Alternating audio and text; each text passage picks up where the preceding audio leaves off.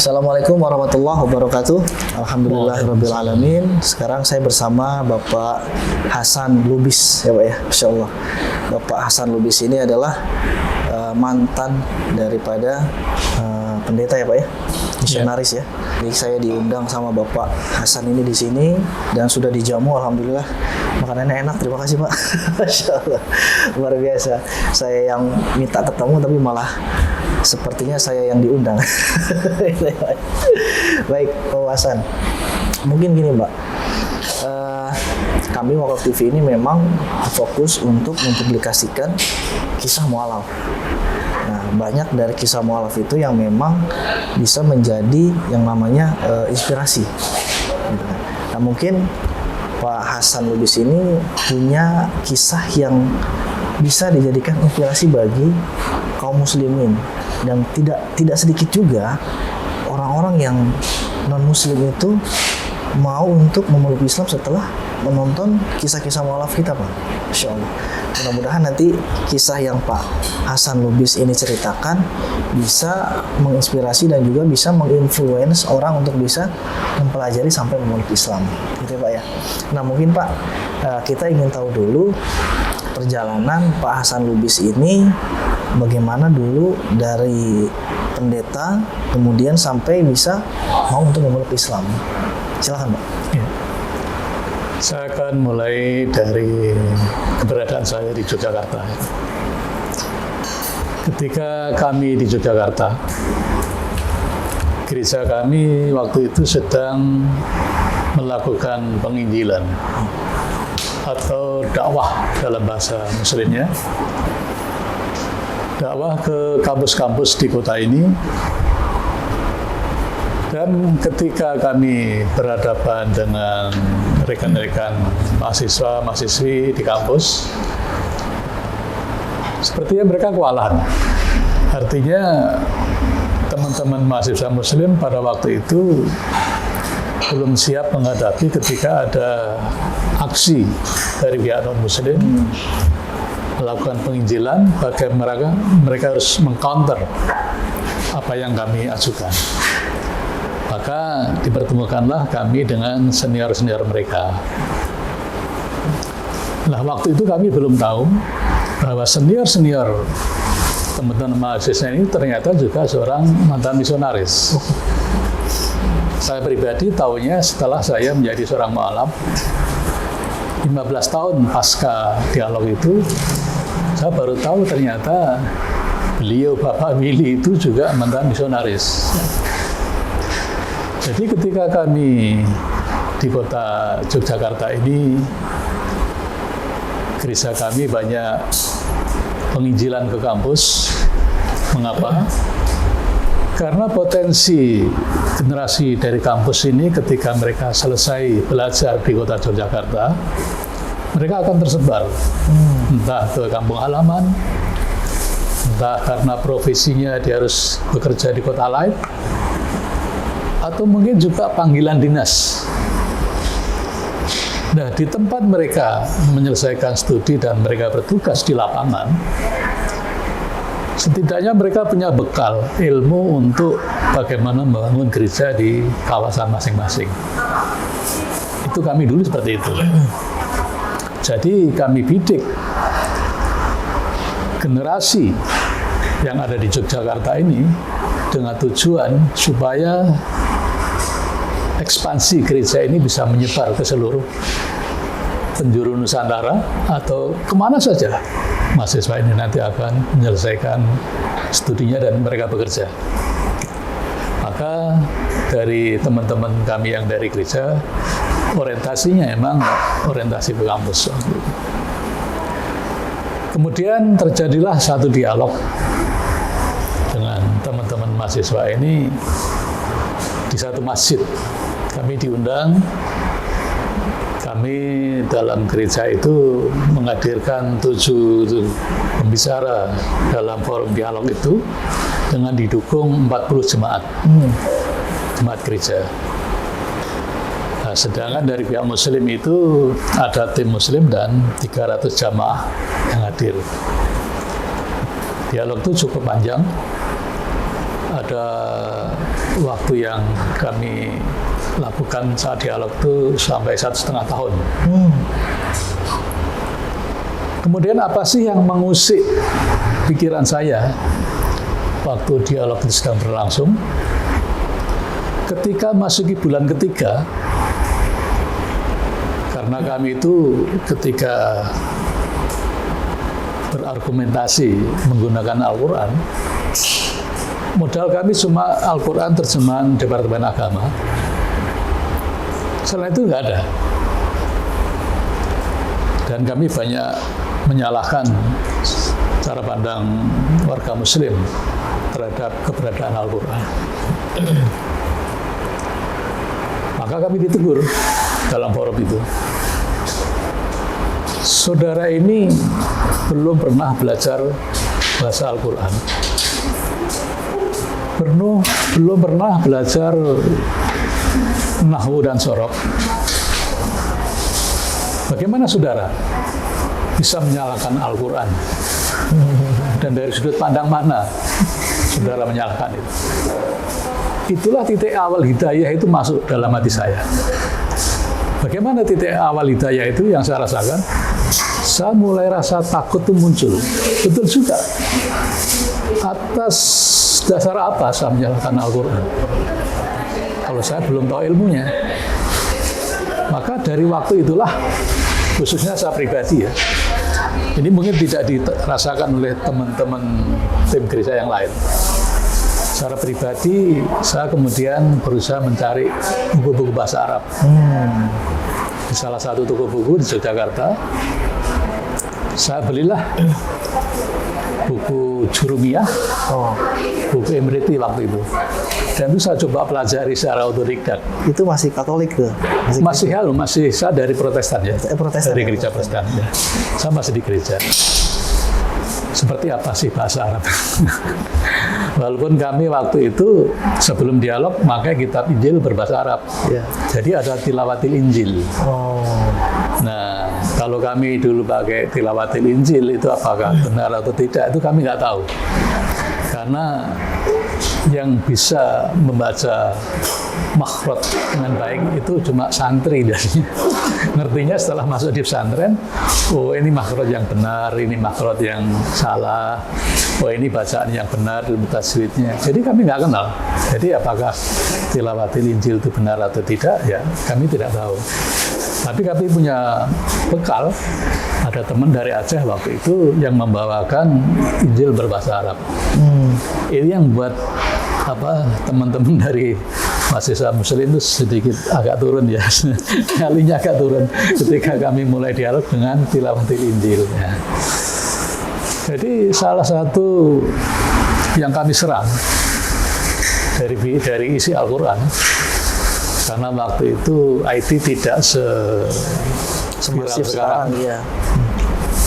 Masyarakat Muslim banyak yang belum tahu kompleks Masjidil Aqsa. Oke. Karena yang diviralkan oleh pihak Barat, Masjidil Aqsa itu dom ya. Yang kubah kuning. Belum banyak masyarakat tahu bahwa Masjidil Aqsa yang sebenarnya adalah yang kubah hijau. Maka kami serang isi Al-Quran yang berbicara tentang Isra Mi'raj. Bagaimana mungkin Al-Quran bisa menceritakan Isra Mi'raj, sedang Masjid Aqsa itu dibangun setelah Nabi wafat. Iya. Nah, pertanyaan ini tidak bisa dijawab oleh rekan-rekan Muslim. Karena Aqsa itu yang kuning. Iya, menurut mereka itu. Nah, itu satu poin, mereka kalah. Kemudian lagi, kenapa kalau orang Muslim itu memang sudah benar, doanya ihdinas siratal mustaqim. Kok selalu minta petunjuk tiap hari lagi? Tiap kali sholat, doa minta ditunjukkan jalannya. Kan berarti jalannya itu pun pihak Muslim juga tidak bisa berikan jawaban. Iya. Saya sendiri tahu itu setelah saya jadi mualaf dan masuk di pondok pesantren. Kenapa ihdinas siratal mustaqim? Nah, itu tahunya setelah dapat ilmu dari ulama. Ada satu lagi, ada banyak poin yang ini salah satu contohnya. Kalau memang Nabi itu sudah menjamin keselamatan manusia, kenapa masih juga didoakan? Kenapa harus bersolawat? Allahumma sholli ala Sayyidina Muhammad wa ala Sayyidina Muhammad. Kan sudah selamat. Iya. Itu juga nggak bisa memberikan jawaban. Saya pribadi ngertinya juga setelah masuk pondok pesantren. Nah, dari dialog itulah akhirnya itu menggugah, mengusik cara berpikir saya. Ketika kami ditegur secara bijaksana, biasanya orang menegur kan dihardik ya. Ini enggak, bijaksana. Cara pelan, santun. Iya ya, kenapa saya menyalahkan Al-Quran tanpa saya tahu bagaimana mengupas makna Al-Quran. Itu yang membuat saya termotivasi untuk belajar Al-Quran lebih dalam. Dan saya juga bermuhasabah ya, mawas diri ya. Waktu itu belum kenal istilah muhasabah. Kalau memang Injil yang saya belajar itu benar, mana yang asli? Nah, itu kan kejadian. Bagi saya menohok. Iya. Tadinya kami diserang, belum tahu ilmu Al-Quran, berani berargumentasi. Sekarang kami banyak mengeluarkan bahasan kitab itu, tapi juga nggak tahu dari mana sumber yang sebenarnya. Jadi waktu itu kami referensi Injil bahasa Indonesia, itu rujukannya cuma satu. Injil yang banyak digunakan oleh pendeta, yaitu dari bahasa Inggris New King James. Padahal waktu itu secara bahasa itu sudah menunjukkan kalau dapat hidayah ya. Yesus itu nggak pernah disebut Jesus is the God. Ya. Tetapi dalam versi bahasa Inggris disebut Jesus is the Lord. Lord ya. Iya ya. Lord itu kan untuk manusia, bukan untuk yang Maha Pencipta. Maka ketika kami juga mencoba mencari dosen bahasa Yunani ya, karena Injil ditemukan pertama kali secara arkeologi itu kan dalam bahasa Greek atau Yunani. Ternyata teks-teks dalam berbahasa Yunani itu dikatakan Kuriu Yesus. Kuriu itu sama dengan the Lord. Kalau dalam bahasa Arab sama dengan Sayyid ya, Sayyid Tuhan ya. As-Sayyid. Dalam teks bahasa Yunani nggak pernah Yesus disebut Theos. Kata Theos itu yang ditranslate menjadi kata Allah dalam gereja.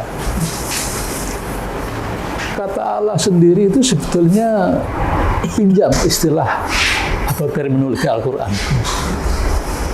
Nah, Majelis Ulama Malaysia itu melarang, khusus negara sana ya, negara tetangga, umat Nasrani tidak diizinkan menggunakan terminologi Al-Quran dalam kitab sucinya, termasuk kata Allah. Karena menyebut Allah itu kan salah ya. Saya ngertinya setelah ngaji, ternyata ini bacaan Tafhim Kubro, jadi harus baca tebal Allah. Ya.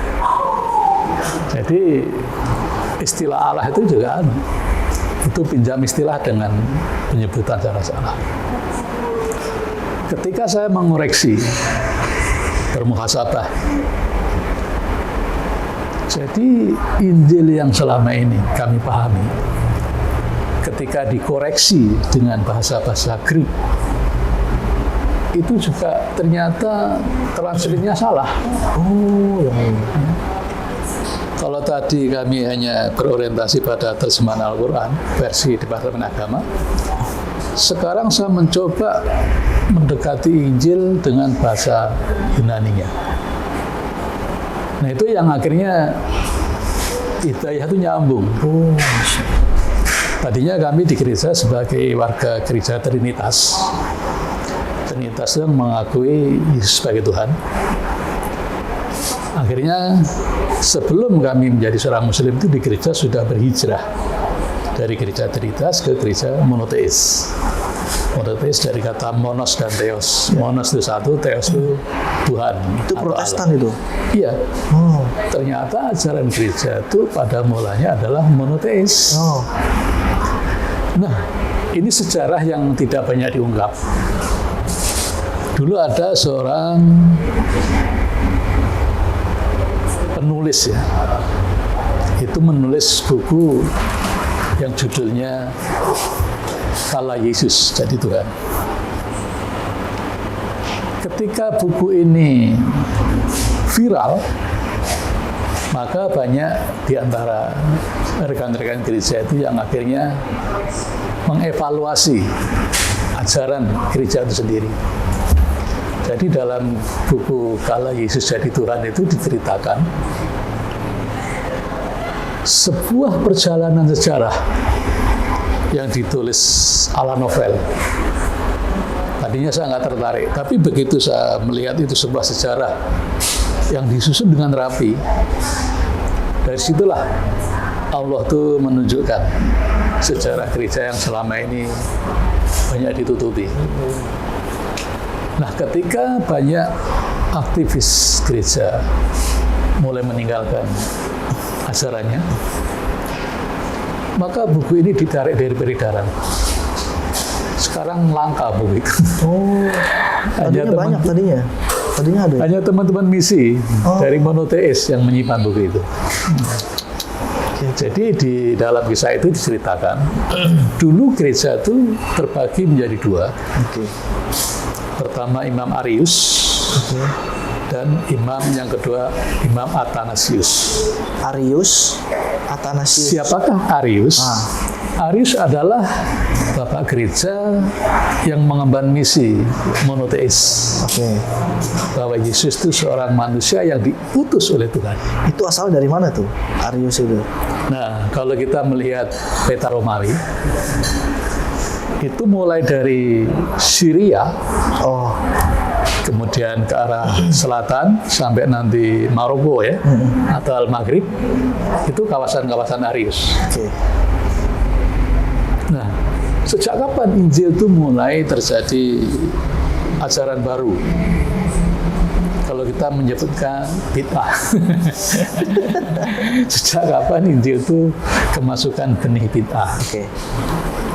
Itu ketika dari Syria, kemudian berita itu dibawa ke kota Athena. Jadi ini wilayah Romawi bagian utara ya. Nah, di kota Athena inilah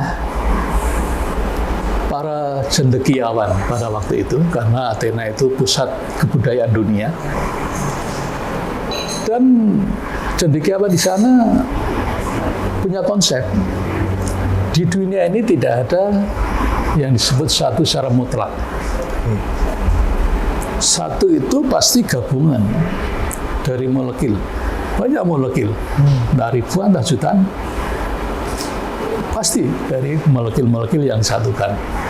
Itu cara berpikir cendekiawan pada waktu itu. Kalau kita menyebut kabar tulis, itu nggak mungkin satu. Kalau dibuktikan lagi, molekul kabar tulis itu mungkin jutaan ya. Nah, konsep ini akhirnya mempengaruhi pola berpikir masyarakat di kota Athena bahwa demikian pula Tuhan. Maka kota Athena itu kota dengan banyak dewa. Banyak dewanya. Dulu ada legenda di Yunani itu seorang Achilles dalam film The Troy ya. Achilles itu orang yang sangat sakti. Kenapa? Karena menurut sejarah itu ketika masih bayi dia dicelup dalam air suci, kecuali kaki yang dipegang. Sebatas mata kaki itu nggak tercelup. Maka ketika dia besar, musuh pun tanya pada babysitternya, kenapa Achilles bisa sehebat itu? Ceritalah babysitternya, Achilles sebetulnya nggak hebat, asal tahu kelemahannya. Di mana kelemahannya? Di bawah mata kaki. Maka dicari sniper ya, pemanas itu waktu itu, tepat di bawah mata kakinya, mati Achilles. Dan Achilles di Yunani disebut sebagai anak dewa. ketika ada berita masuk ke kota Athena, ini ada manusia yang lebih hebat dari Arkimedes. Orang yang sakit secara medis belum ada penemuan yang bisa menyembuhkan orang sakit kusta. Tetapi oleh sosok yang bernama Yesus, orang yang sudah, kalau kusta itu kan jari-jarinya lepas. Lepas, iya betul. Bagian tubuh mananya bisa lepas. Oleh manusia yang bernama Yesus, atas izin Tuhan. Di dalam Injil disebutkan atas izin Tuhan. Redaksinya, apa yang aku lakukan ini berasal dari Bapa. Itu terjemahan LAI ya, LAI Lembaga ya, Alkitab Indonesia. Aku tidak melakukan dari diriku sendiri, tetapi dari Dia yang mengutus aku. Jadi semua yang dilakukan oleh Yesus itu atas izin Allah. Oke. Ini dalam bahasa-bahasa Muslim. Orang bisa sembuh secara sempurna. Orang pun terperangah. Wah, hebat sekali. Jangankan orang yang sakit, orang yang sudah dikubur. Hanya saya kubur zaman dulu dengan di negara kita beda ya. Di negara kita kalau jenazah kan dikafani, dipocong, masukkan ke tanah. Ya. Kalau di sana enggak. Orang dikubur itu ya kayak mumi ya, dibalut kain kafan, dimasukkan gua. Gua itu ada pintu bulat gitu yang bisa dibuka ke kanan ke kiri, tujuannya sebagai roda ya. Itu jenazah yang baru dimasukkan gua oleh Yesus atas izin Tuhan. Mayat bangkitlah, bangkit. Yesus bisa menghidupkan orang mati. Bagi masyarakat kota Athena, berarti dia ini anak dewa. Ya. Dalam translate LAI, dia sebagai anak Allah. Nah, inilah terjadi mulai benih-benih pembelokan ya.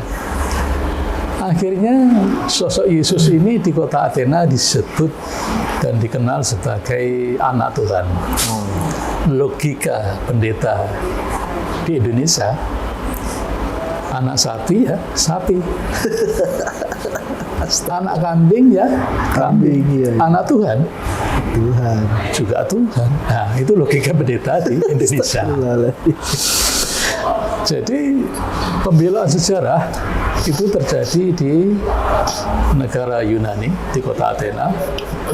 Harusnya ajaran itu monoteis, terjadilah ajaran baru yang tidak pernah diajarkan oleh Yesus ini. Karena Yesus dalam sabdanya, Shema Yisrael, dengarlah wahai anak-anak Israel, anak keturunan Nabi Yakub, Elohimu Echad, Allahmu itu cuma satu. Itu ya Elohimu Echad itu ya. Elohimu Echad. Jadi disinilah letak penyimpangan ajaran gereja itu dimulai. Karena berkembangnya waktu, Imam Athanasius, kalau tadi Imam Arius yang monoteis, ini Imam Athanasius yang mewakili pandangan Trinitas yang menuhankan Yesus. Kawasan utara, wilayah Romawi, menjadi viral. Sehingga kondisi ini mengganggu stabilitas keamanan negara adidaya yang waktu itu disebut Kekaisaran Romawi. Jadi Kekaisaran Romawi adalah negara superpower pada masanya. Nah, ketika negara Romawi yang begitu hebat dengan pasukannya yang gagah berani, gagah perkasa, dengan peralatan tempurnya yang ditakuti oleh semua kerajaan, semua negara di muka bumi, akhirnya goyah oleh dua kelompok Nasrani. Yang satu pengikut Arius, yang monoteis, berbenturan dengan paham Athanasius, yang Trinitas, Bapa, Putra, dan Roh Kudus, ketiganya menjadi satu. Nah, ketika terjadi pergolakan itu, Nah, ini diceritakan dalam buku Kala Yesus Jadi Tuhan tadi. Jadi ketika terjadi benturan dua paham Kristiani yang berbeda ini, maka sang kaisar Konstantin memanggil semua, kalau di Islam disebut para ulama, kalau di gereja disebut sebagai para teolog tingkat dunia, pimpinan gereja, untuk dikumpulkan di satu kota kecil di selatan Konstantinopel yang namanya kota Nikea. Demi kejayaan Romawi dan kondusifnya Romawi, maka sang kaisar mengambil langkah. Siapa sih di antara dua kelompok Nasrani ini yang mendapat legalitas dari pemerintahan Romawi? Karena sang kaisar sendiri tidak mengerti bidang keagamaan, karena sang kaisar adalah penyembah matahari, maka cara memutuskan ya sejauh dia punya ilmu. Maka di antara para teolog ini diminta bersuara. Suara siapa di antara dua kubu ini yang terbanyak? Apakah suara dari kubunya Imam Arius ataukah suara dari kubu Imam Athanasius? Nah, setelah diambil suara, maka terbuktilah. Kalau sekarang ada lembaga survei ya. Kalau dulu ada lembaga survei, jelas kelihatan tuh Romawi bagian utara itu dari sekian puluh negara itu pendukungnya Imam Athanasius, pendukung ajaran Trinitas. Sedangkan di wilayah selatan, Arius itu sedikit sekali. Jadi menurut lembaga survei waktu itu, kalau ada, maka pertarungan kemungkinan akan dimenangkan oleh kubu Athanasius. Athanasius ya. Ternyata betul. Setelah dihitung, suaranya dimenangkan oleh kelompok-kelompok Trinitas yang menyatakan bahwa Yesus adalah Tuhan. Maka sang kaisar sebagai pemegang kekuasaan negara adidaya waktu menyampaikan sebuah legalitas ajaran Nasrani yang benar adalah yang menyembah Yesus sebagai Tuhan. Seperti itu ya. Nah, itulah titik awal sejarah gereja.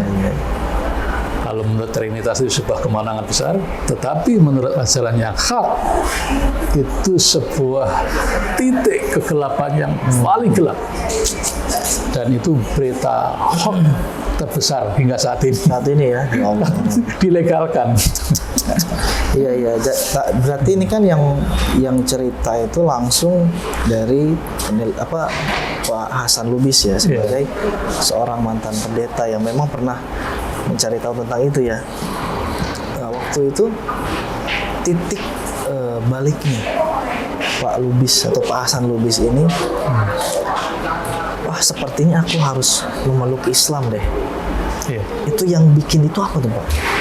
Jadi ketika awalnya tadi ditegur bahwa kami tidak punya ilmu Al-Quran, tapi berani menyalahkan Al-Quran, akhirnya kami harus bermuhasabah, mengoreksi diri kami sendiri, apakah kitab yang kami pelajari itu sudah benar, atau harus perlu dikoreksi. Ternyata hasil teguran itu membuat kami melihat lebih dalam ajaran kami.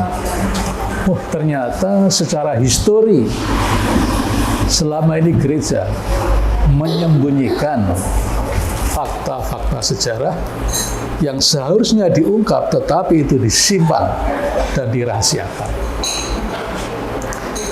Pada titik inilah saya pribadi mulai tidak percaya dengan ajaran Trinitas dari gereja.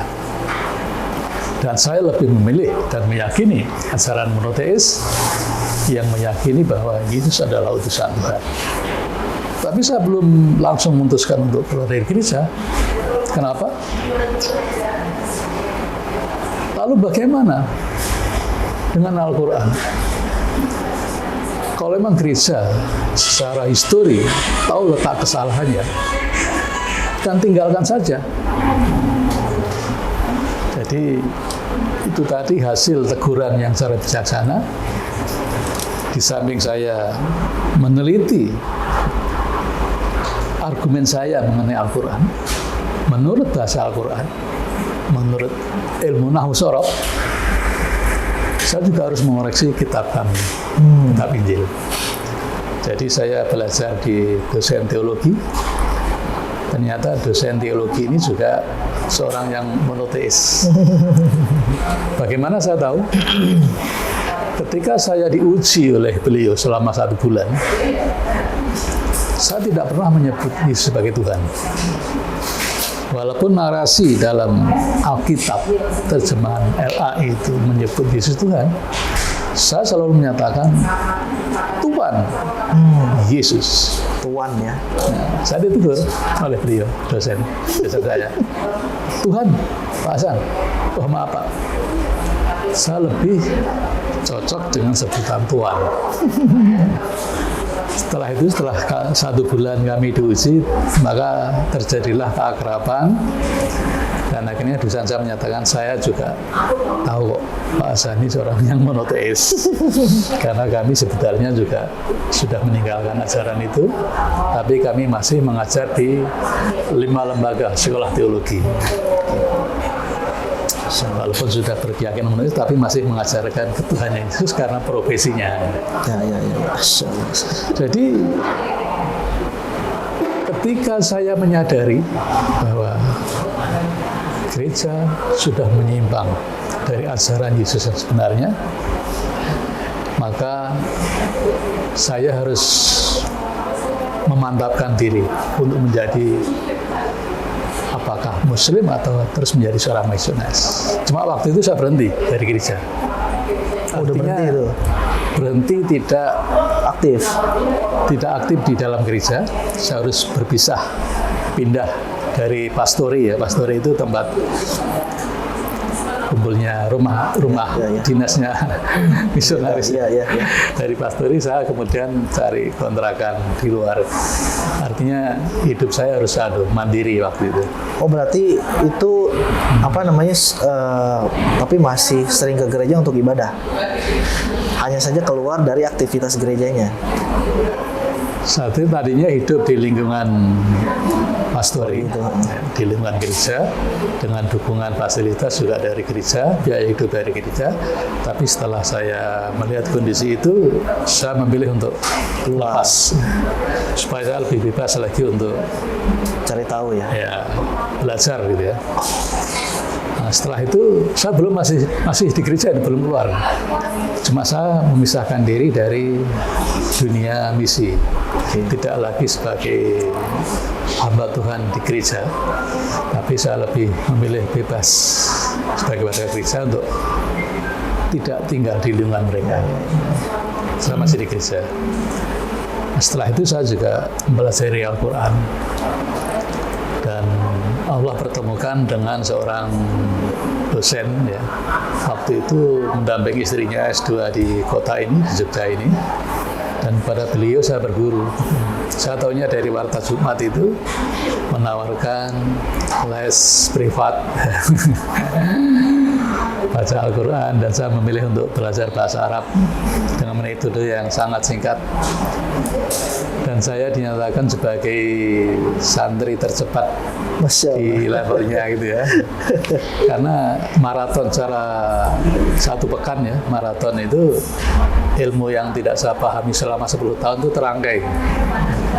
Dan itu yang membuat saya melihat Al-Quran itu lebih bersemangat lagi.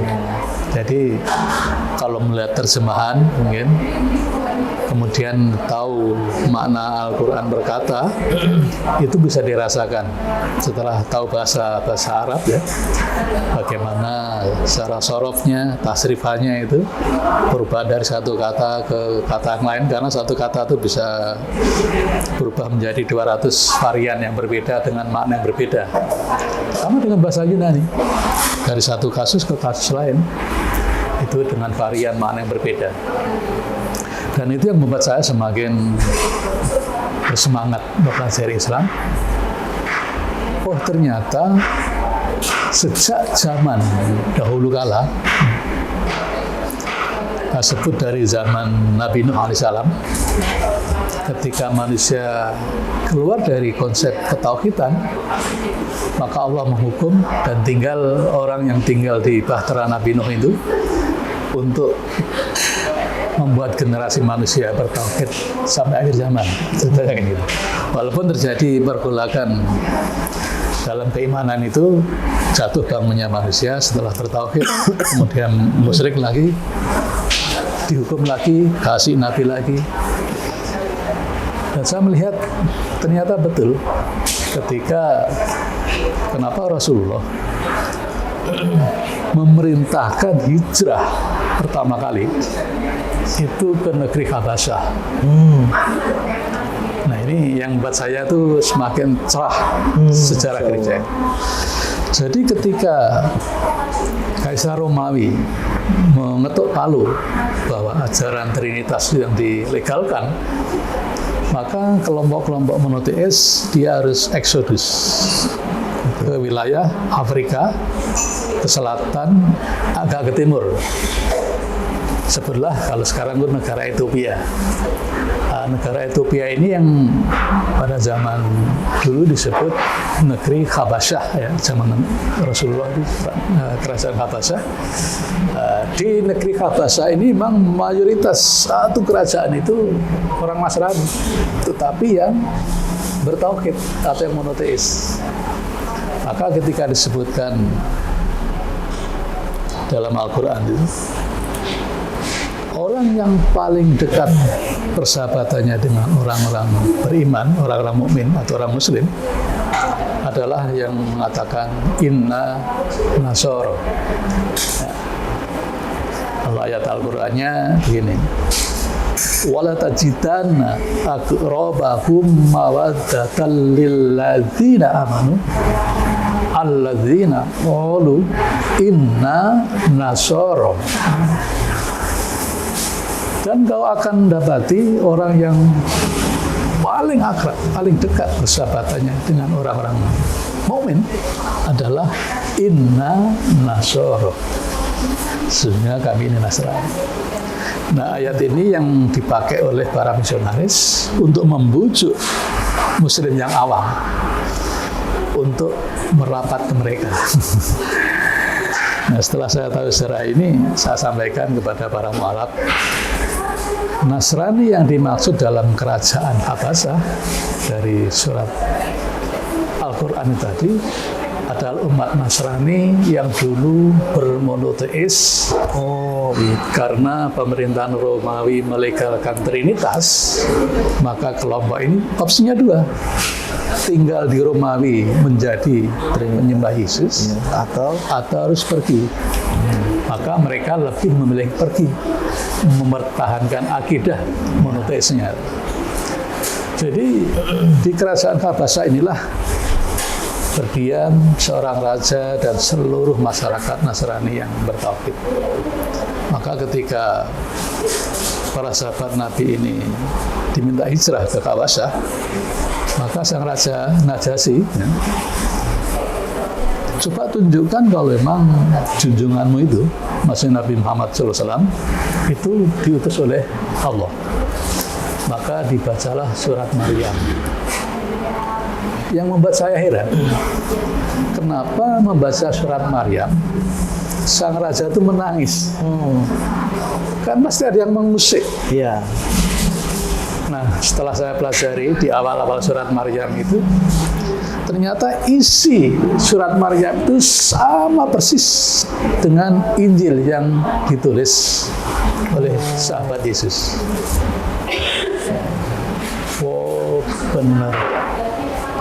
Dalam benak Raja Najasyi. Jadi kalau saya mencoba memvisualisasikan, kalau bukan Allah yang memberitahu kepada orang yang bernama Muhammad, tidak mungkin dia tahu persis isi kitab Injil. Itu artinya ini benar-benar wahyu dari Allah. Masya Allah. Karena Nabi Muhammad dikenal sebagai orang yang buta huruf. Dia nggak mungkin bisa membaca kitab berbahasa Yunani, kitab Injil, apalagi berbahasa Hebrew, kitab-kitab sebelum Injil. Itulah yang membuat Raja Najasyi itu menangis terharu. Oh, benar-benar Muhammad ini diutus oleh Allah sehingga tahu isi kitab-kitab sebelumnya. Maka diterimalah utusan Rasulullah ini di negeri Habasyah. Iya. Itu diterangkan dalam Quran surat Maryam. Oh, berarti yang di Al-Quran yang tentang yang dimaksud Nasrani itu adalah yang monoteis. Ya. Nah, setelah saya banyak membina para mu'alaf, ini saya tegaskan kepada mu'alaf, jangan sampai terkecoh dengan misionaris dari Trinitas. Nasrani yang dimaksud adalah mereka. Bukan. Karena gereja pada waktu itu terbelah menjadi dua. Dan di Mekah sendiri yang viral pada waktu itu orang-orang non yang Trinitas. Oh, ya. Ini penjelasan untuk para mu'alaf yang dalam binaan kami. Ya. Pak, nanti mu'alaf itu ketika menghadapi argumen-argumen dari gereja itu, kan di situ ada 5 ya, C1 sampai C5. C5 itu misi-misi yang diterjunkan ke kawasan Muslim. Makanya perlu tilawah Injil itu konteksnya misi yang kelima ini. Jadi menyampaikan Injil dalam bahasa Arab, dilantunkan dengan baik sehingga orang tertarik. Termasuk qasidah. Jadi sangat kasihan saudara-saudari kita yang awam, Muslim awam, kalau nggak ngerti bahasa Arab, semua qasidah ditampung. Padahal ada qasidah yang dari gereja. Iya. Walaupun tampilannya itu dari Timur Tengah, tapi itu gereja. Walaupun casingnya itu casing Muslim, tapi kontennya itu dari gereja. ya. Jadi itu yang membuat saya akhirnya yakin Dengan Islam. bahwa ajaran yang dulu saya kenyam itu harus saya tinggalkan. Dan kenapa saya harus menjadi Muslim? Karena memang ini ajaran yang Allah berikan dari sejak zaman para nabi hingga akhir zaman ini. Masya Allah. Jadi tahun 2008 saya bersahadat bersama 3 orang rekan, ya. 1 dari Manado, 1 dari Gorontalo.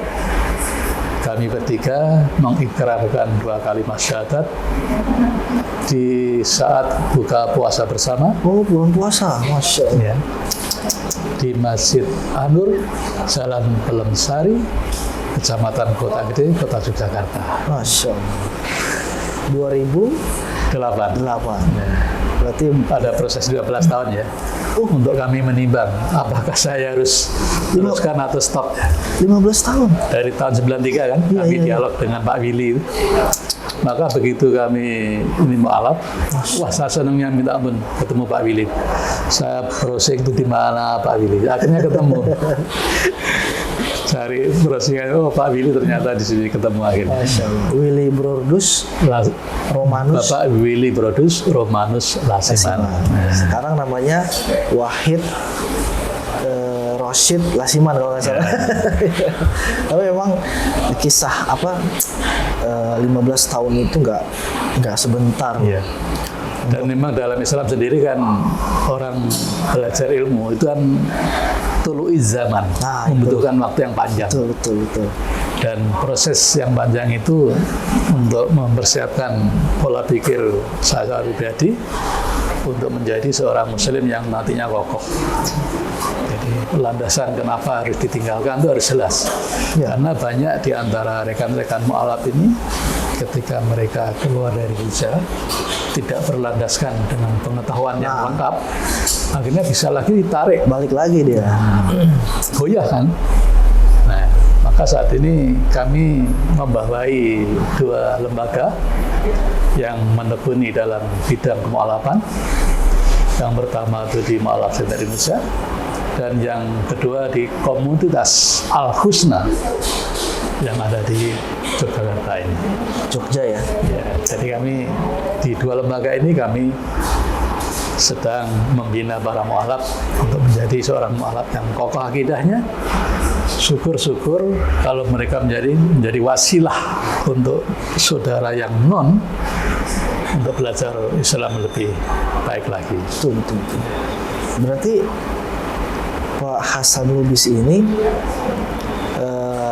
sepak terjang di dalam dakwahnya itu juga ya sudah terjun langsung gitu ya, Iya. berhadapan dengan masyarakat gitu ya. Iya, Apa yang sudah dilakukan, Pak?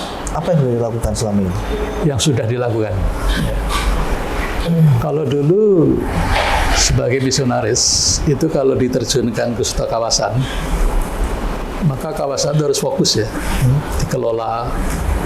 Maka misionaris itu ada yang levelnya itu tingkat kecamatan, ada yang levelnya bisa menghandle 1 kabupaten, ada yang levelnya menghandle 1 provinsi, 1 negara, dan seterusnya. Maka ketika kami dalam berdakwah ini, maka 1 titik kawasan itu harus dikelola dengan serius. Kalau di situ ada komunitas mu'alaf, pastikan mu'alaf di situ tuh mereka mu'alaf yang kokoh. Karena selama ini ketika saya belum terjun ke dalam dakwah mu'alaf ini, yang namanya mu'alaf itu oleh masyarakat muslim ya sudah, yang penting syahadat, dia mau gabung ke masjid mana silakan, tanpa ada pembinaan secara personal. Nah, ini sangat membahayakan bagi pribadi mu'alaf itu, karena kalau dia tidak dibimbing, kan akumulasi pengajaran ini bisa menjadikan dia bingung.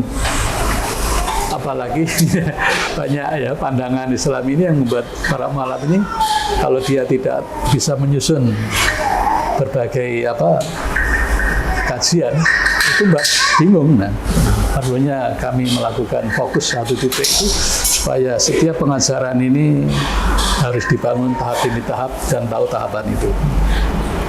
Jadi melalui peristiwa itu, peristiwa pencatatan, dan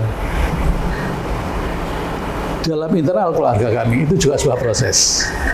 Setelah saya 1 tahun untuk menjadi seorang muslim, saya tidak langsung keluar dari gereja dari muslim. Saya harus keluar dari lingkungan dulu. Setelah keluar dari lingkungan, saya tinggal di rumah kontrakan. Itu pun harus saya mengendap 1 tahun dulu. Oh, Karena tidak mudah melepas iya ya. cara berpikir ya. Betul. Biasanya nyebut Yesus Tuhan, Yesus Tuhan, kemudian enggak sama sekali. Itu sebuah langkah yang merasa bersalah. Betul. Jadi saya latihan untuk tidak gereja 1 tahun. Oh, Tidak ke gereja. berarti ngapain aja tuh? Di rumah aja apa? Iya. Untuk melatih apakah kalau saya tidak menyembah itu salah atau tidak. Karena kalau biasa ibadah hari Minggu, tidak ibadah, itu rasa bersalahnya melekat itu. Menuduh terus. Iya. Jadi melepaskan memori itu ya. Setelah 1 tahun saya terlatih, barulah saya kesadar. Tinggal istri dengan 2 anak yang masih ke gereja. Oh, Istri saya juga kamu berhenti 1 tahun dulu untuk tidak ke gereja. Jangan langsung muslim. Berhenti aja dulu. Ya berhenti 1 tahun. Baru syahadat. Nah, tinggal 2 anak. oke. 2 anak ini, anak yang pertama juga saya suruh latihan 1 tahun. Stop. Yang paling lama setelah anak kedua ini bersyahadat, anak yang adiknya ini yang paling lama itu 5 tahun. Karena komunitas rekan-rekan di sekolahnya itu terputusnya setelah di perguruan tinggi. Oke. Setelah 5 tahun, barulah minta disyahadatkan. Jadi itu proses keislaman kami dalam keluarga. Nah, ketika kami menjadi seorang mu'alaf ini, banyak mulai rekan-rekan masjid itu pengen dengar kisahnya. Oh, oke. Itu pertama kali saya tuh diundang banyak ke pengajian untuk menceritakan kisah saya. Setelah itu saya akhirnya dikenal oleh masyarakat. Saya tadinya di kampung tuh kalau perkumpulan kampung kenal tetangga tuh kalau perkumpulan RT aja. Tingkat RT.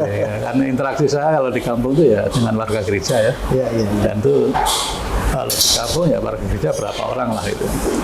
Nah, ketika saya menjadi mualaf tuh saya kenal, makanya warga satu kampung tuh siapa-siapa itu kenal. Gitu. Nah, itu proses kami dalam kemualafan dari perjumpaan dengan komunitas muslim di Jakarta ini hingga kami menjadi seorang muslim dan dengan landasan-landasan keilmuan secara teologis dan secara keulamaan itu kami peroleh. Itulah kisah perjalanan kami.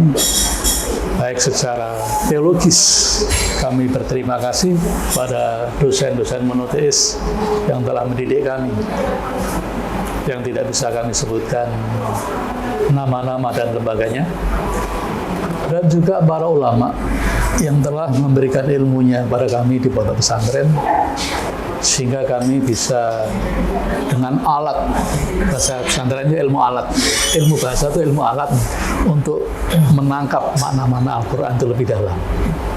Nah, ini kajian-kajian seperti ini sangat menggairahkan umat muslim. Jadi kalau kajian itu dikupas satu ayat saja, itu 1 jam nggak cukup. Betul. Kalau punya alatnya. Hingga saat ini kami diberikan amanah untuk mengelola kawasan-kawasan mualaf yang langsung bersinggungan dengan rawan akidah. Kalau disebut rawan akidah, artinya kawasan itu banyak didominasi oleh warga non. Jadi kami mengemban amanah itu supaya umat muslim semakin kokoh dan sebagai jembatan penghubung warga non-muslim yang kepingin memahami Islam secara bijaksana, secara keilmuan, dan itu bisa dibuktikan secara histori maupun dalil-dalil baik dari Al-Quran maupun dari Bible.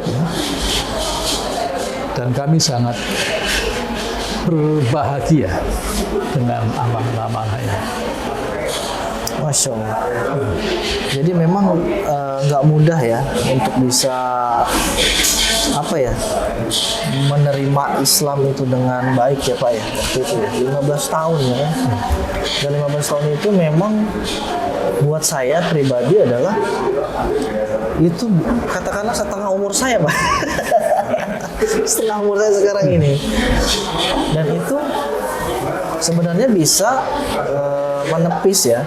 Itu sebenarnya bisa menepis apa yang diremehkan oleh salah seorang pendeta yang baru-baru ini sedang viral. Ya kan? 2,5% sama 10%. Jadi ini memang seharusnya belajar dulu 15 tahun seperti Pak Hasan nih ya. Pak Hasan Lubis ini belajar selama 15 tahun untuk mengetahui dan untuk meyakinkan diri tentang Islam ya Pak ya. Jadi waktunya nggak cepat itu ya. Seharusnya pendeta yang 2,5% itu, ya kan? Saya nggak mau sebut namanya. Dia belajar dulu ya minimal 5 tahun ya Pak ya tentang Islam gitu kan. Baru dia bisa bicara seperti itu. Ini belum pernah belajar tentang Islam kok sudah seperti itu. Kalau saya menyarankan, menasihatkan kepada rekan-rekan hamba Tuhan. Ya. Di gereja jarang disebut para pendeta, tapi para hamba Tuhan. Para hamba Tuhan sepenuh waktu untuk lebih mempelajari kitab Injil secara detail dari bahasa Yunani. Betul belajar. Karena kenapa banyak alumni sekolah teologi tapi tidak paham dengan bahasa Yunani? Karena dibarter. Bahasa Yunani itu seperti momok dalam dunia teologi. Untuk belajar bahasanya itu orang sudah pusing duluan. Sehingga ilmu yang satu ini dibarter Oh, dibarter. dengan mengkristenkan orang-orang Muslim 14 orang selama 1 tahun. Oh, gantinya itu ya? Gantinya itu, sehingga mereka boleh tidak menempuh materi bahasa Yunani. Berapa tadi digantinya berapa orang? 14 orang dalam 1 tahun 1 tahun. mengkristenkan orang. Kalau dia nggak sanggup, dia harus belajar bahasa Yunani itu. Ya, kalau dia nggak sanggup membaptis ya, Oke, 14 membaptis. orang, ya harus pilih bahasa Yunani. Kebanyakan memilih jalur mengkristenkan orang, dan itu bisa didramatisir kalau itu. Oh, bisa dibuat ya? Hamba Tuhan praktek di satu gereja, ada baptisan diklaim. Oh, begitu. Ini hasil saya di lapangan. Dapat 3 orang, pindah lagi gereja lain. Dibaptis 5 orang, dapat 8. Kurang 6, pindah lain, dapat 3. Selesai. Jadi hasil karya pendeta setempat itu diklaim oleh mahasiswa yang sedang praktek di lapangan. Bagi saya lebih seharusnya memahami bahasa Yunani dengan baik sehingga tahu translate. Translate mana yang disimpangkan dan mana yang harus diyakini. Karena dengan memahami Injil berbahasa Yunani itu, insya Allah dalam bahasa Islamnya itu, Allah akan menunjukkan jalan yang lurus. Kenapa orang Nasrani susah untuk melepaskan paradigmanya? Karena doktrin itu sudah ditanam sejak kecil. Pokoknya Yesus itu Tuhan. Ini yang susah melepaskannya ini. Tanpa pengetahuan. Jadi kalau orang Nasrani tidak belajar Injil dengan baik, sangat mustahil dapat hidayah. Karena untuk melepaskan itu nggak mudah. Yang belajar saja butuh waktu untuk melepaskan. Berarti disarankan untuk belajar bahasa Yunani. Agar tahu Untuk mengoreksi terjemahan-terjemahan. mengoreksi terjemahan dan agar lebih tahu tentang ajaran agama atau ajaran Yesus itu sendiri ya Pak. Iya. Dan Sebenarnya seperti apa gitu. mengorek sejarah gereja. Karena sejarah gereja di Trinitas, gereja yang menyembah Yesus, itu dimulai sejak disahkannya ajaran itu oleh Sang Kaisar. Oke. Jadi sejak ajaran Trinitas itu dilegalisasi oleh Kekaisaran Romawi, sejarah gereja dari situ belajarnya. Oh, ya. Pra dilegalkannya ajaran Trinitas itu nggak pernah diungkap. Itu satu problem dalam teologi yang seharusnya dipahami oleh banyak pendeta. Oke. Paham. Karena tantangan tidak hanya ilmu. Betul. Kalau orang sudah punya jemaat, untuk memperoleh jemaat itu juga nggak mudah. Untuk dapat 50 jemaat itu sebuah proses panjang. Betul. Dan kalau sudah dapat jemaat, itu perpuluhan itu menjadi godaan. Perpuluhan ya. 1/10 dari penghasilan jemaat itu haknya hamba Tuhan yang ada di itu situ. ya. Oh, 10% Salah satu berarti. godaan. Iya. Jadi di gereja itu infak. Oke. Ada yang namanya perpuluhan, itu untuk kesejahteraan hamba Tuhan. Oke. Ada persembahan misi yang jauh hampir sama nilainya. Itu. Ada persembahan Itu wajib tuh ya.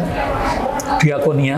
Diakonia. Itu untuk kondisi kalau di Islam itu asnaf ya. Ya. Siapa yang menjadi asnaf dalam zakat itu persembahan diakonia. Ada lagi nanti kalau gereja sudah punya gedung, perawatan gerejanya, lighting-nya itu juga berbiaya. Ada 7 macam kolektor atau infak dalam gereja. Dan itu oleh warga Nasrani diisi semua. Jadi kalau bicara soal infak, orang Nasrani itu lebih loyal ya. Oh, Dan mereka lebih takut kalau tidak membayar perpuluhan. karena Di kitab Meleki itu dikatakan, dengan cara apakah kamu menipu Tuhan? Tuhan pun ditipu dengan cara ketika kau mendapatkan sebagian rezeki dari Tuhanmu itu 1/10 dari rezeki tidak kau serahkan kepada perbendaharaan rumah Tuhan. oh itu ayatnya. Maka kau disebut pencuri. Di surga itu tidak ada pencuri. Oke. Artinya kalau orang tidak bayar perpuluhan, dia nggak bakalan masuk surga. Oke. Itu yang berat. Berarti jatuhnya kalau di situ kalau dari kalau tekstualnya itu kayaknya wajib gitu ya. Wajib Iya. itu pajak wajib pajak. Iya kan, karena kan diancam gak masuk surga itu tadi kan.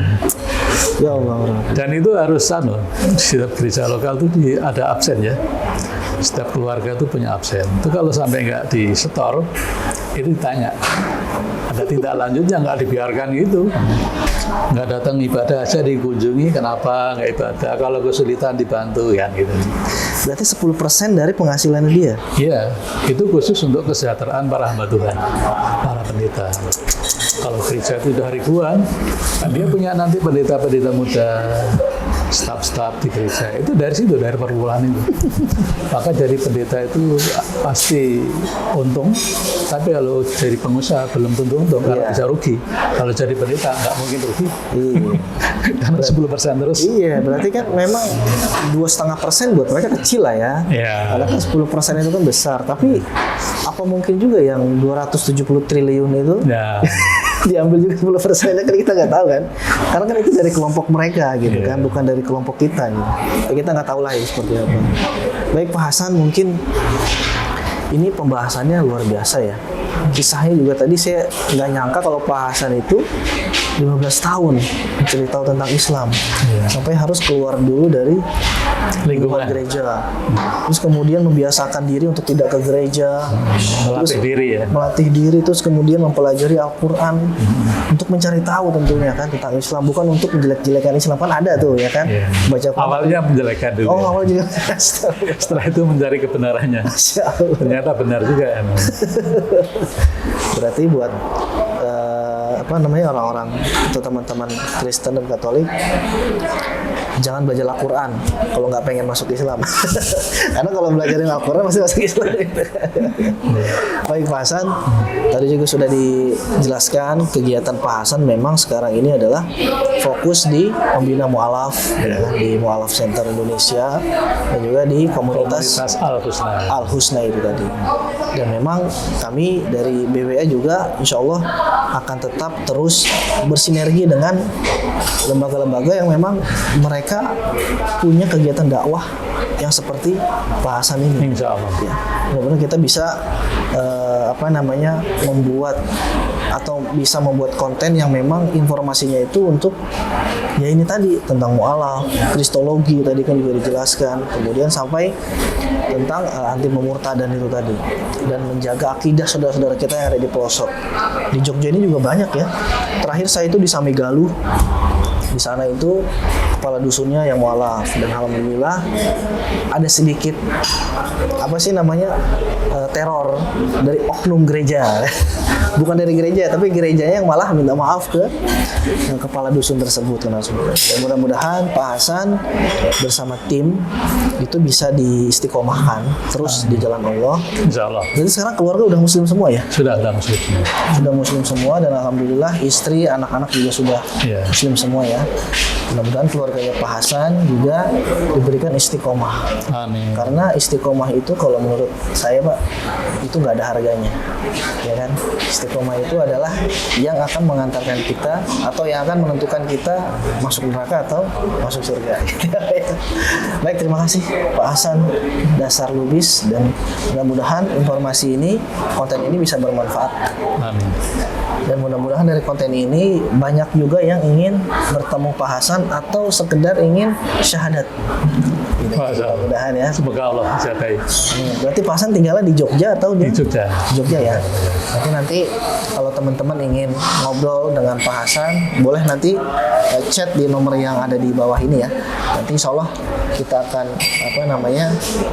ketemukan dengan timnya Pak Hasan. Kalau ingin memberikan bantuan juga untuk dakwah ya Pak ya, bisa juga ya. Untuk area-area pembinaan mu'alaf. Pembinaan mu'alaf itu boleh juga nanti ke nomor yang ada di layar handphone Anda. Baik, terima kasih Pak Hasan Lubis. Barakallah. Barakallahu fikum. Amin.